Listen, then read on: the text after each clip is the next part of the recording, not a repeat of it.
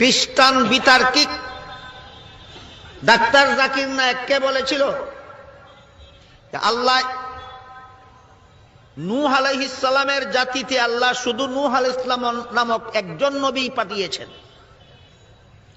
কিন্তু আল্লাহ তোমাদের কোরআনে বলেন ফাকাজ্জাবুহুম, এই জাতি নবীগণকে অমান্য করল। একজন নবীকে নবীগণ বলা যায় ব্যাকরণের পদ্ধতিতে, সুতরাং তোমাদের কোরআনে ব্যাকরণগত ভুল আছে। এই প্রশ্ন তো খ্রিস্টানে করেছে। কাকে? ডাক্তার জাকির নায়েককে। খ্রিস্টান তো কোরআনে ভুল আছে বলবেই, খ্রিস্টান তো বলবেই কোরআনে ভুল আছে। সে তো কোরআনের শত্রু, গোপন শত্রু নয়, সে তো প্রকাশ্য শত্রু। কাজেই আল্লাহ এই জাতির কাছে মাত্র একজন নবী পাঠিয়েছেন, নূহ আলাইহিস সালাম। কাজেই এই জাতি একজন নবীকেই অমান্য করেছে। ফাকাজ্জাবুহু বললে অর্থ হইতো একজন নবীকে অমান্য করেছে। ফাকাজ্জাবুহুম বলার কারণে এখানে দেখা গেল যে এরা নবীগণকে অস্বীকার অমান্য করেছে বলে কোরআনে উল্লেখ করা হয়েছে। সুতরাং কোরআনে ব্যাকরণগত ভুল আছে। এই যুক্তি কার? খ্রিস্টান। ডাক্তার জাকির নায়েক এই প্রশ্নের জবাবে বলেন, আমি আপনার সাথে একমত যে কোরআনে ব্যাকরণগত ভুল থাকতে পারে। কোরআনে ব্যাকরণগত ভুল আছে খ্রিস্টানে কয়, আর জাকির নায়েক স্বীকার করিয়া লয়। কেন? বাংলা ভাষায় কোরআন শিখেছে উস্তাদ ছাড়া। আপনাদের মনে কৌতূহল বাকি থাকবে, তাহলে ওই খ্রিস্টান পাদ্রীর প্রশ্নের আসল জবাবটা কি? ডাক্তার জাকির নায়েকের জবাবটা তো ভুল স্বীকার করার মাধ্যমে জবাব। ভাই, আপনি খুব সুন্দর একটা প্রশ্ন করেছেন। আমি আরেকটু সহযোগিতা করতে চাই যে হ্যাঁ, আপনি সবগুলো ব্যাকরণগত ভুলের কথাই বলেন। আর আপনার হাতের বইটা লিখেছেন আব্দুল ফাদি, ঠিক? ইজ দ্য কোরআন ইনফেলেবল? আমিও দেখতে পাচ্ছি। হ্যাঁ, আলহামদুলিল্লাহ, আমি ভালোই দেখতে পাই।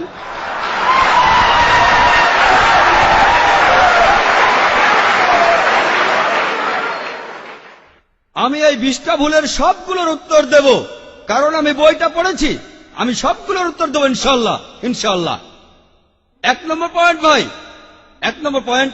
এখানে 1 নম্বর পয়েন্ট হলো যে আরবির সব ব্যাকরণ এসেছে কোরআন থেকে।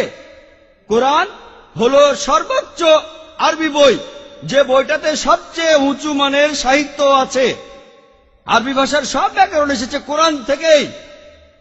কোরআন হলো ব্যাকরণের মূল গ্রন্থ, আর কোরআন যেহেতু ব্যাকরণের মূল গ্রন্থ এবং সব ব্যাকরণ এসেছে কোরআন থেকে, কোরআনে কোনো ভুল থাকতে পারে না। 1 নম্বর পয়েন্ট।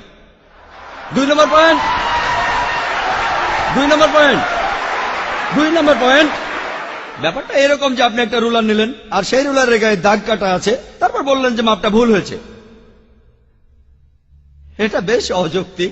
2 নম্বর পয়েন্ট, আরবে বিভিন্ন আলাদা আলাদা গোত্রে, আপনি যদি আরবি জানেন, আর ডক্টর উইলিয়াম ক্যাম্বেল আমার সাথে একমত হবেন যে আরবের গোত্রগুলোর মধ্যে ব্যাকরণ মাঝে মধ্যে বদলে যায়। কিছু কিছু আরবীয় গোত্রে যে শব্দটা স্ত্রীবাচক, অন্য আরেক গোত্রে সেটাই পুরুষবাচক।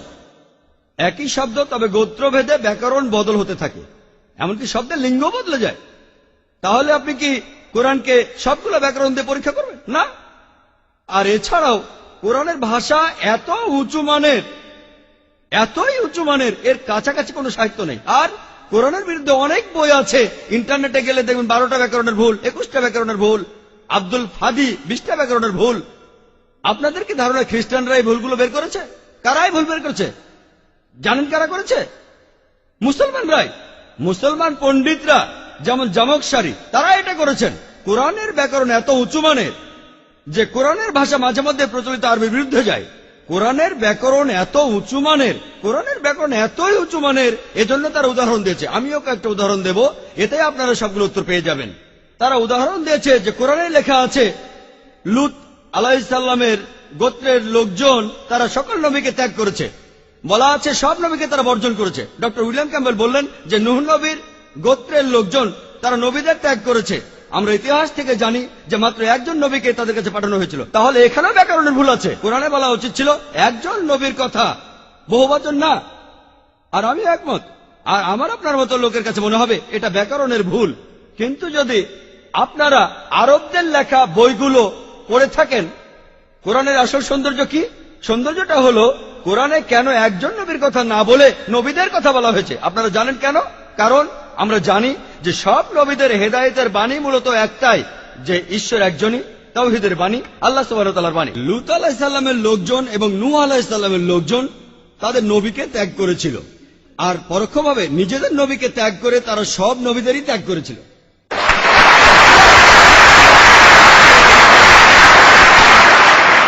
সৌন্দর্যটা দেখেন, ভাষার অলংকার দেখেন, আলহামদুলিল্লাহ।